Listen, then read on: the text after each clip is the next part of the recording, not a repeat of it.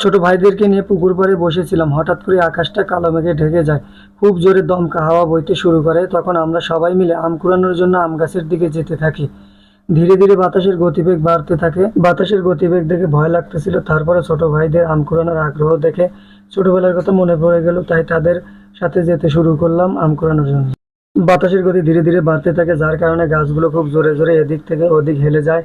ছোট ভাইগুলো অন্য গাছের দিকে চলে যায় আর আমি অন্য গাছের দিকে চলে আসি। যে গাছটার দিকে যাচ্ছি সেই গাছটার আম অনেক মিষ্টি, যার কারণে ছোট ভাইদের রেখে আমি একাই সেই গাছের দিকে চলে আসি। আমার এতটাই আনন্দ লাগতেছিল যে ছোটবেলার কথা খুব মনে পড়ে গেল, কারণ ছোটবেলায় এইভাবে অনেক আম কুড়াতাম। গাছের কাছে যেতে হঠাৎ দেখি একটা আম পড়ে আছে, সেই আমটা আমি তুললাম।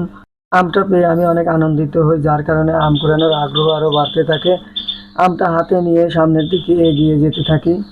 সামনে এগিয়ে যেতেই হঠাৎ দেখি আরেকটা আম পড়ে আছে। দৌড়ে গিয়ে আমটা হাতে তুললাম, তুলে দেখি আমটা নষ্ট হয়ে গেছে। তারপরেও আমি আম কুড়িয়ে অনেক আনন্দ পেয়েছি।